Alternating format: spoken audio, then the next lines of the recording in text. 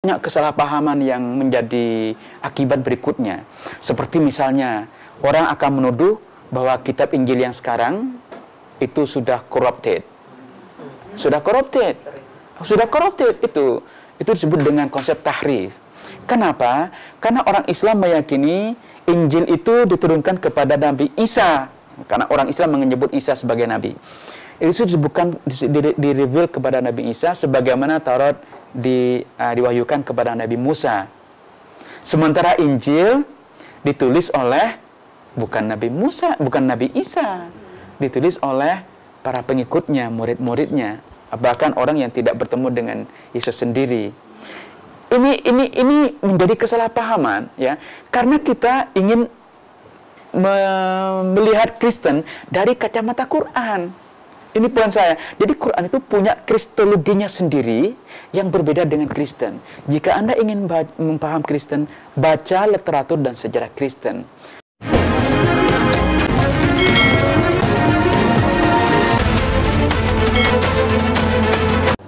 Terima kasih. Assalamualaikum warahmatullahi wabarakatuh.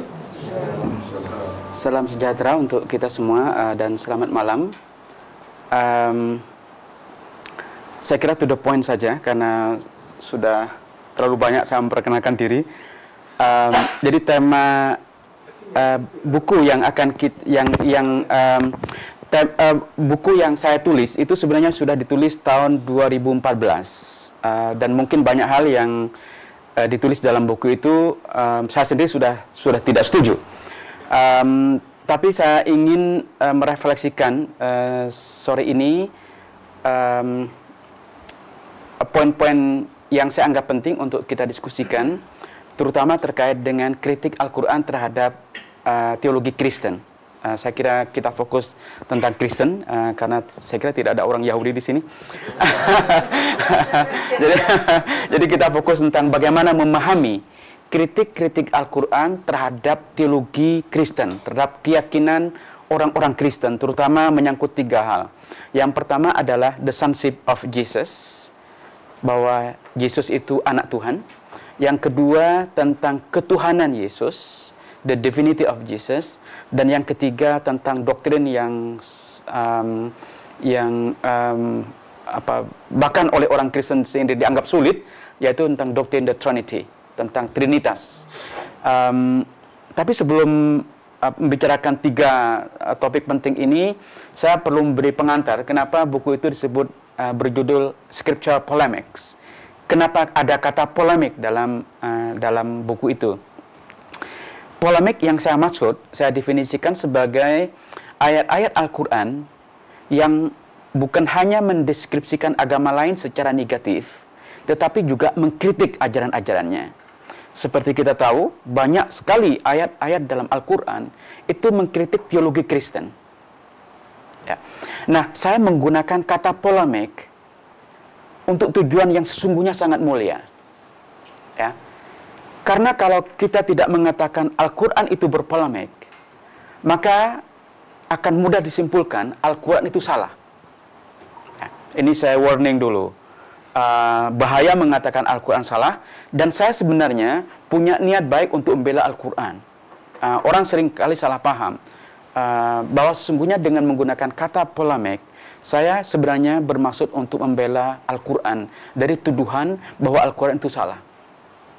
Banyak sekali sarjana-sarjana barat yang menuduh bahwa Al-Quran itu salah.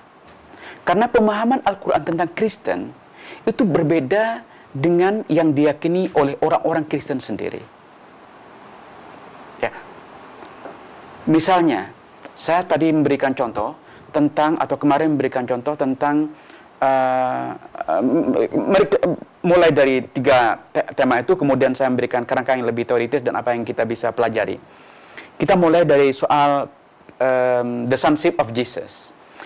Ayat yang mengkritik tentang the sonship of Jesus itu sangat keras sekali dengan menggunakan kata telah kafir.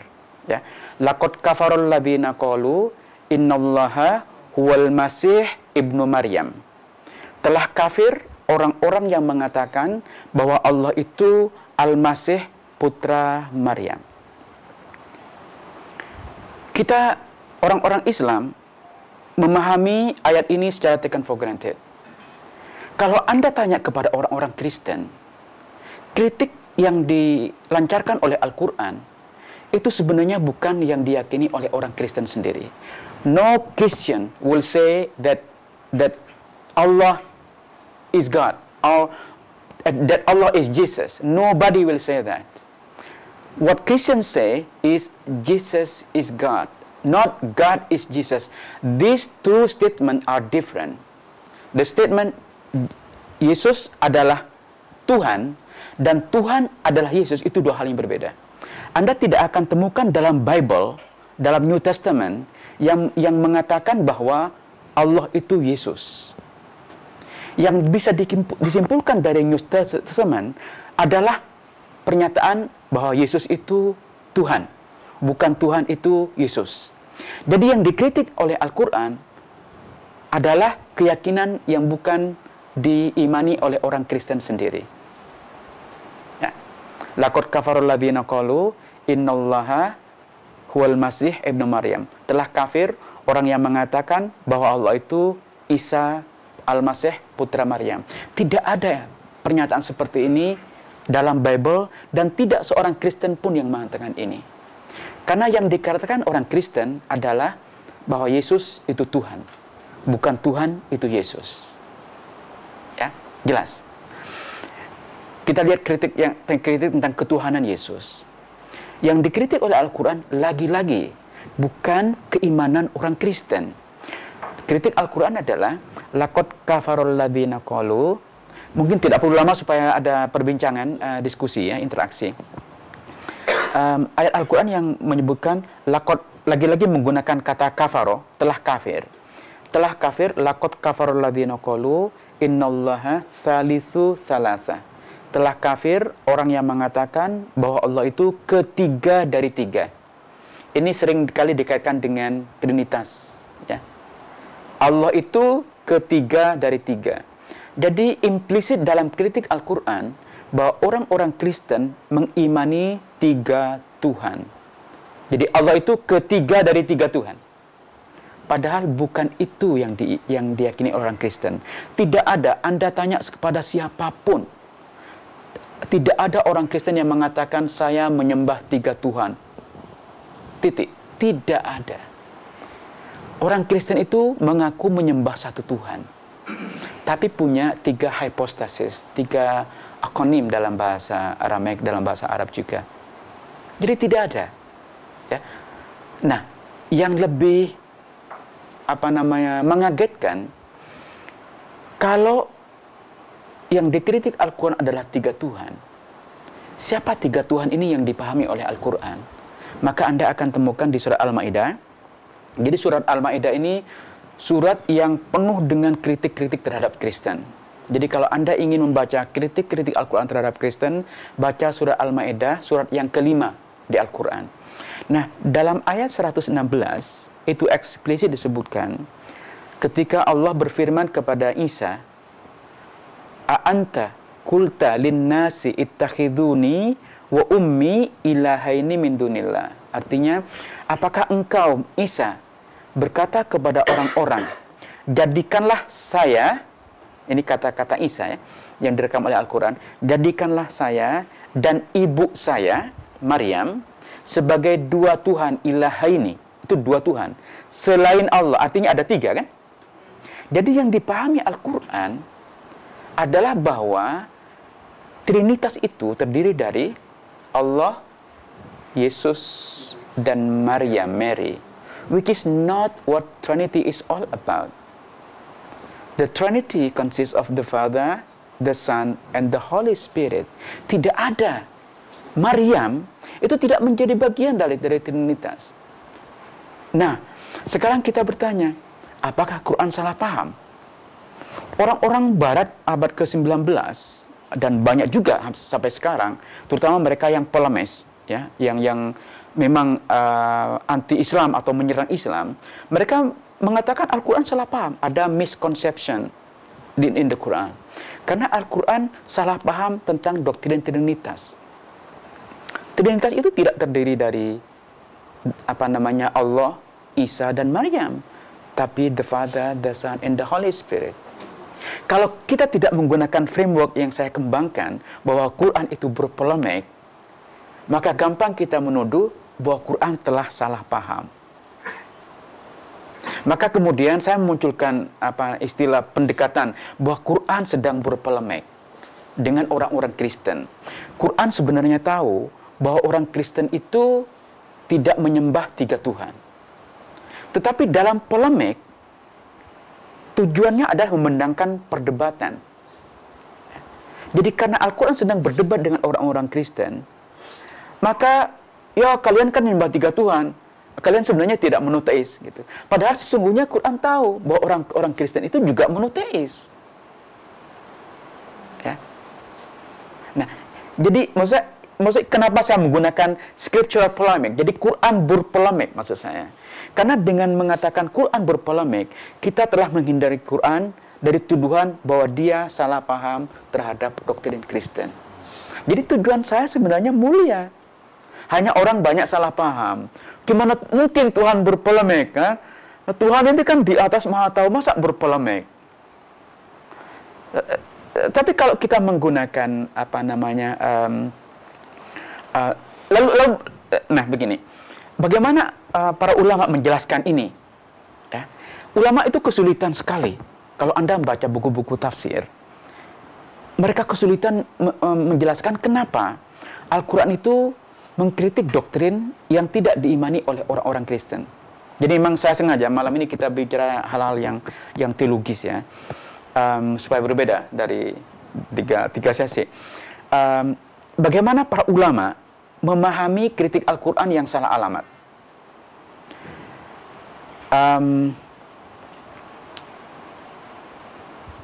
Mayoritas ulama menekankan bahwa yang dikritik Al-Quran itu bukan keyakinan mainstream orang-orang Kristen, tetapi kelompok heretik yang oleh orang-orang Kristen sendiri dikondem. Tentang kenapa Maryam menjadi satu dari anggota dari 3 Trinitas, karena menurut sebagian ulama itu di Arabia abad ke-4, abad ke-5 sampai abad ke-6 itu ada satu kelompok perempuan, satu kelompok women, female Christians, they call themselves Christians, who believe in the divinity of Mary. Mereka itu makanya kemudian dikenal dalam bahasa Arab sebagai Maryamiyun, the followers of Maryam, the followers of Mary. Kelompok ini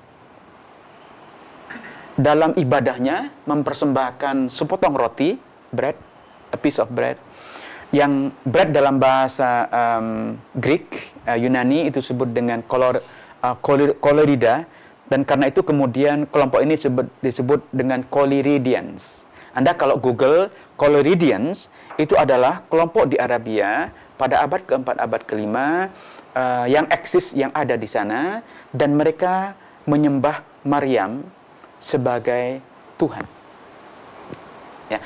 Jadi menurut sebagian ulama karena mereka juga tidak bisa kenapa Al-Quran mengkritik doktrin yang tidak diyakini oleh orang Kristen? Ini kan perlu penjelasan. You have to explain this. How you explain that the Quran criticizes a Christian teaching that is not believed in by Christian themselves? Nah, karena itu para ulama berargumen begini, oh enggak, yang dikritik Al-Quran adalah kelompok heretik, bukan mainstream Christians. Kelompok heretik yang meyakini Maryam sebagai Tuhan.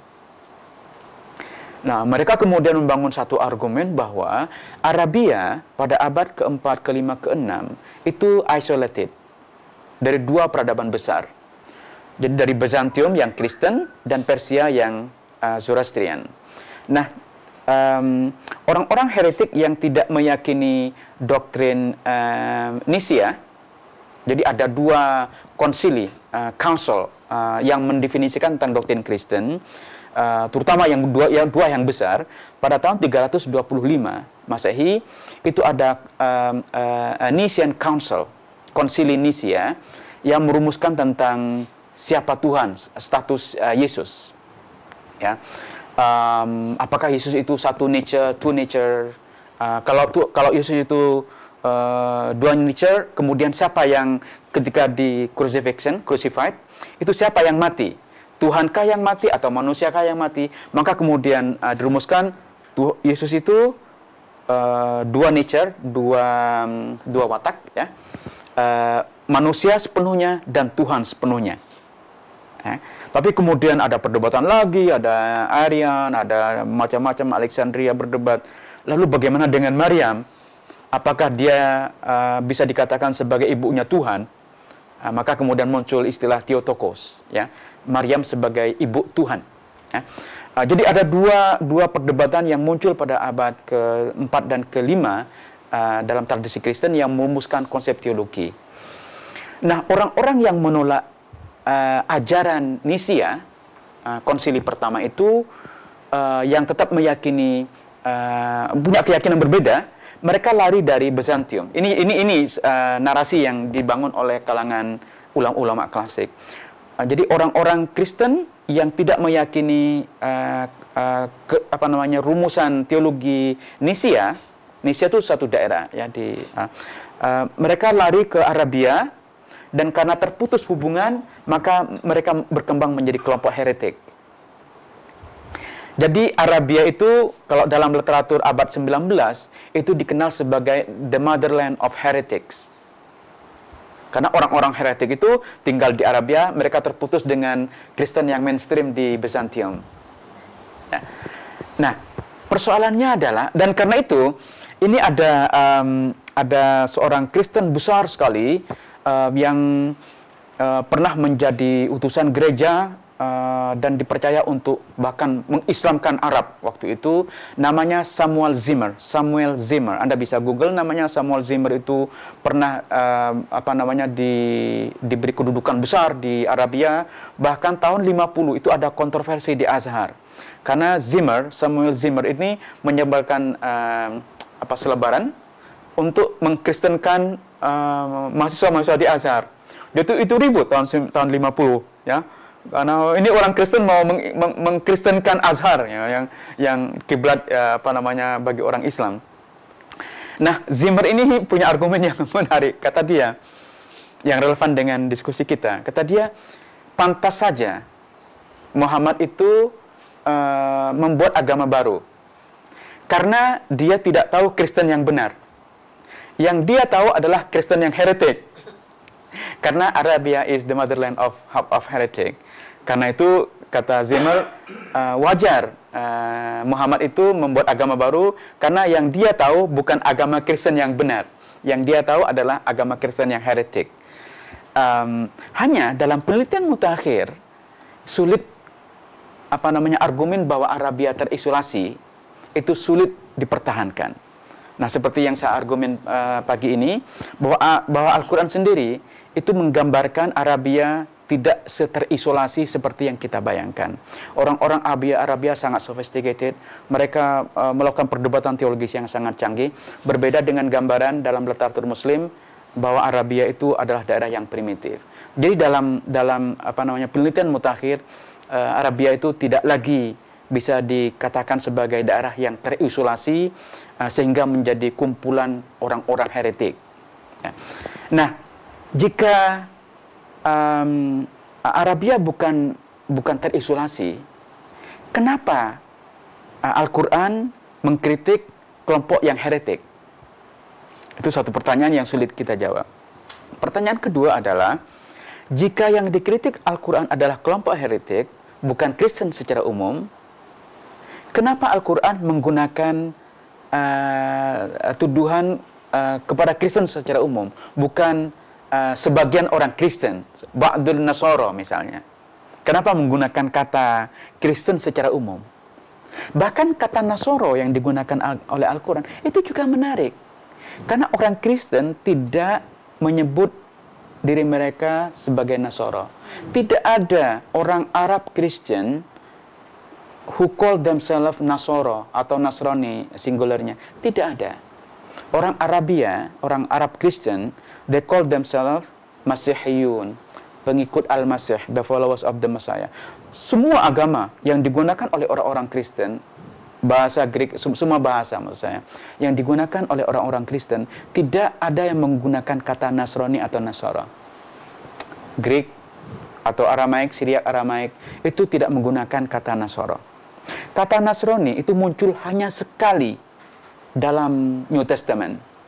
Di kitab apa kalau bahasa di sini, The Act ya, satu kitab dalam The Act of the Apostle, itu ada satu kali kata Nasrani disebutkan ketika Paulus itu dibawa pengadilan oleh Tertulus. Kemudian Tertulus mengatakan ini, maksudnya Paulus adalah the leader of Nasrani. Hanya sekali saja. Dan penyebutan itu sangat pejoratif. Ya.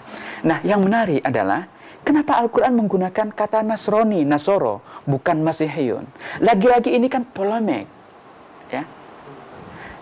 Saya ingin mengatakan bahwa Al-Quran itu tidak salah paham, tidak ada miskonsepsi, tapi Al-Quran itu sedang berpolemik. Ya. Nah, poin kedua yang ingin saya katakan adalah bahwa Al-Quran itu mengembangkan it has its own Christology yang berbeda dengan kristologinya orang-orang Kristen. Al-Quran bisa saja berbicara tentang Yesus yang sama, tapi gambaran Yesus dalam Al-Quran atau Isa dalam Al-Quran itu sangat berbeda dengan Yesus dalam Old Testament. New Testament. Ya, dalam New Testament, dalam New Testament. Itu beda sekali.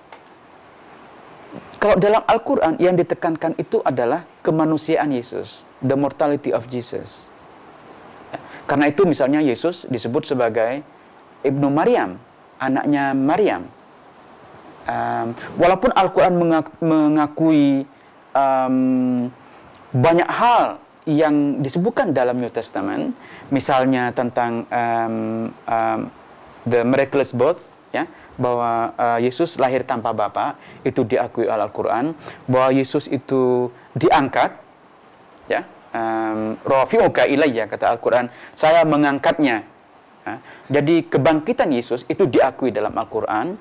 Banyak miracle Yesus diakui dalam Al-Quran. Bahkan ini menarik, beberapa mukjizat Yesus yang diakui dalam Al-Quran itu tidak ada dalam Injil yang kanonikal, yang 4.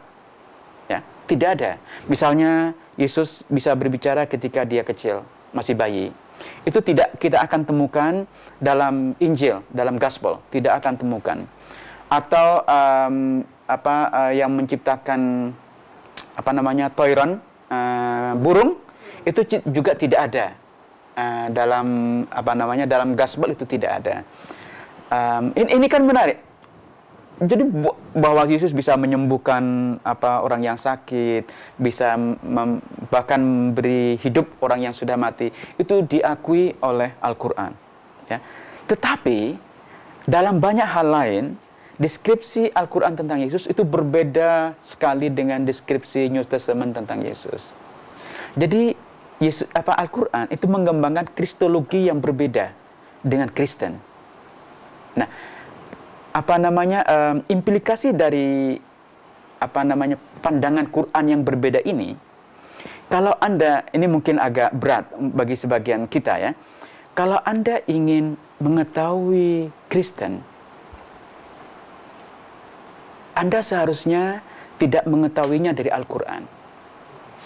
Anda harus baca sejarah Kristen, baca literatur Kristen. Ya. Karena Kristen yang ada dalam Al-Quran itu adalah bentuk kristologi yang berbeda dari yang diyakini oleh orang-orang Kristen. Nah, kesalahan yang banyak di kalangan orang Islam adalah karena mereka ingin memahami Kristen dari Al-Quran. Anda tidak akan pernah paham Kristen kalau Anda hanya cukup dengan membaca Al-Quran. Karena Al-Quran itu mengembangkan kristologi. Ini poin saya. Karena Al-Quran mengembangkan kristologi yang berbeda dengan yang berkembang dalam tradisi Kristen sendiri. Satu contoh misalnya, dalam Al-Quran, Injil itu seperti halnya Taurat. Taurat itu diturunkan kepada Nabi Musa, maka Injil itu diturunkan kepada Nabi Isa, seperti halnya juga Al-Quran diturunkan kepada Nabi Muhammad. Maka Al-Quran tidak pernah menyebut kata Injil in plural. Nggak ada Gospels, only Injil, one singular. Dan ini kemudian kalau kita kemudian menghakimi Kristen dengan Injil ini, maka kemudian banyak kesalahpahaman yang menjadi akibat berikutnya. Seperti misalnya orang akan menuduh bahwa kitab Injil yang sekarang itu sudah corrupted. Sudah corrupted itu disebut dengan konsep tahrif. Kenapa? Karena orang Islam meyakini Injil itu diturunkan kepada Nabi Isa. Karena orang Islam menyebut Isa sebagai Nabi. Itu bukan di-reveal kepada Nabi Isa sebagaimana Taurat diwahyukan kepada Nabi Musa. Sementara Injil ditulis oleh bukan Nabi Musa, bukan Nabi Isa. Ditulis oleh para pengikutnya, murid-muridnya, bahkan orang yang tidak bertemu dengan Yesus sendiri. Ini menjadi kesalahpahaman, ya, karena kita ingin melihat Kristen dari kacamata Quran. Ini poin saya. Jadi Quran itu punya kristologinya sendiri yang berbeda dengan Kristen. Jika Anda ingin memaham Kristen, baca literatur dan sejarah Kristen. Jangan menjadikan Quran sebagai standar untuk menghakimi Kristen, karena kristologi Quran berbeda dengan kristologi Kristen. Ini saya kira poin penting, karena kita seringkali berhenti dari Quran, ya. Betul, Quran itu kitab hidayah, iya gitu.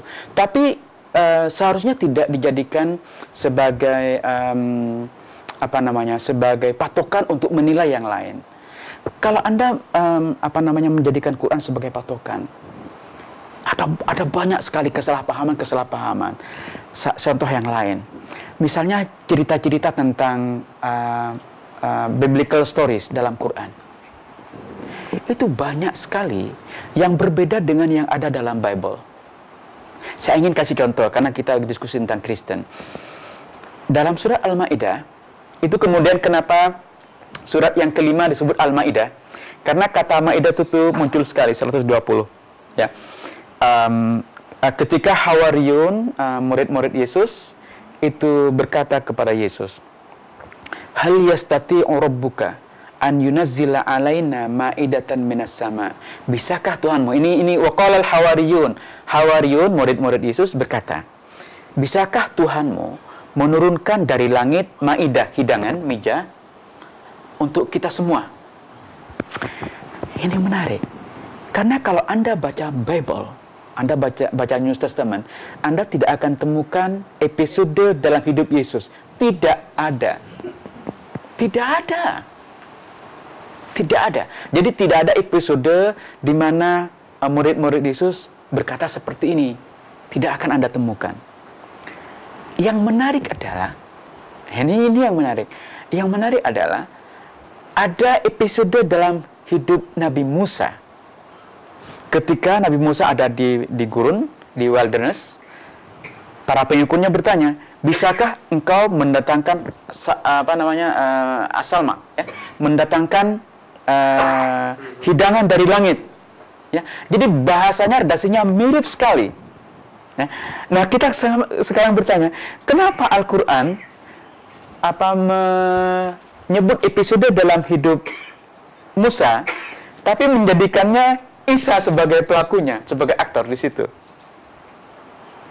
Makanya kita tidak bisa menjadikan Quran itu sebagai, maksudnya bukan tidak bisa, kita tidak boleh berhenti. Nah, ini saya kira kata yang lebih cocok. Kita tidak boleh berhenti dari Quran untuk memahami Kristen. Karena Al-Quran itu punya kristologinya berbeda. Saya sangat senang para aktivis itu ingin mencari commonalities, ya, sebagai pijakan untuk interfaith dialogue, ya. Itu bagus, ya. Kita mencari persamaan-persamaan. Tetapi in the long run, mendasarkan aktivitas dialog, interfaith dialog hanya pada persamaan-persamaan itu berbahaya. Karena hal-hal yang tampaknya ada persamaan, semakin kita masuk ke dalam, semakin kita tahu bahwa ada perbedaan yang subtil.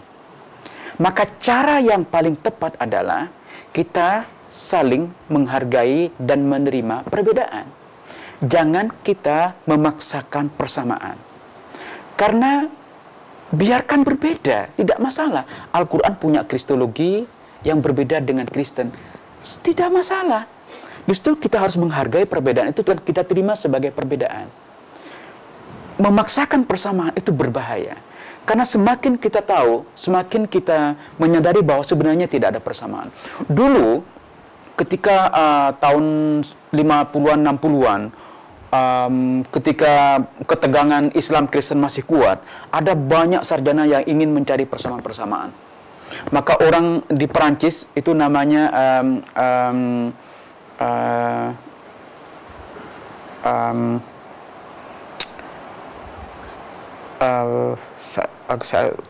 skip my mind his name. Dia memperkenalkan istilah Abrahamic religion.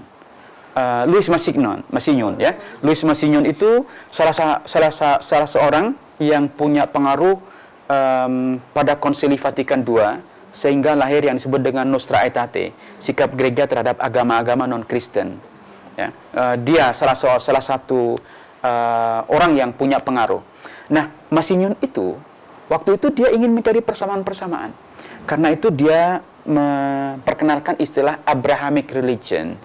Bahwa dia orang pertama yang memperkenalkan istilah Abrahamic religion itu Louis Massignon ini.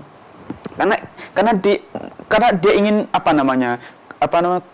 ketegangan antara tension, ya, antara orang-orang Kristen, orang-orang Yahudi atau Muslim dan Kristen itu bisa dikurangi kalau kita menyadari bahwa kita berasal dari rumpun yang sama. Kita ini semuanya adalah agama Ibrahim. Maka dia kemudian memperkenalkan istilah Abrahamic religion itu. Tapi kalau kita baca deskripsi Ibrahim di Old Testament, saya tidak suka menyebut Old Testament, di Hebrew Bible, di Christian Bible, dan di Quran, Anda baru tahu bahwa ketiga kitab suci ini claim Abraham for themselves. Penggunaan kata Ibrahim dalam debat Kristen dan Yahudi itu menjadi sumber polemik. Karena masing-masing mengklaim sebagai pewaris Ibrahim. Orang Yahudi mengatakan kami pewaris Ibrahim. Kata orang Kristen, no, pewaris itu tidak bisa dibatasi secara lineage, tapi pewaris spiritual. Ketika Islam datang juga berpolemik. Maka kemudian ada ayat yang menyebutkan maka Ibrahimu Yahudian wala Nasraniyan. Ibrahim itu bukan Yahudi dan bukan juga Kristen. Jadi kalau Anda baca, masing-masing agama mengklaim secara polemis terhadap Ibrahim. Walaupun tampaknya di permukaan, maksud saya, di permukaan itu seperti commonality, tapi semakin kita membaca ke dalam, semakin kita tahu bahwa itu sebenarnya bukan sumber penyatu. Justru Ibrahim itu sumber pemisah di antara tiga agama ini.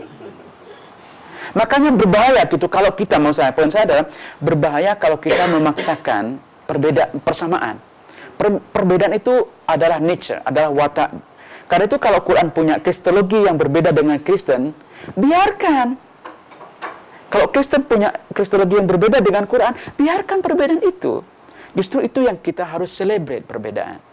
Memaksakan persamaan itu tidak efektif in the long run untuk para aktivis interfaith dialogue. Saya kira saya lebih suka, saya bisa berbicara semalaman karena saya nulis buku 300 halaman. Saya bisa berbicara panjang lebar, tapi mungkin akan lebih efektif kalau kita interaksi, ya. Ada pertanyaan tentang apa saja menyangkut teologi Kristen dan Islam. Saya akan senang hati kita share. Terima kasih. Assalamualaikum warahmatullahi wabarakatuh.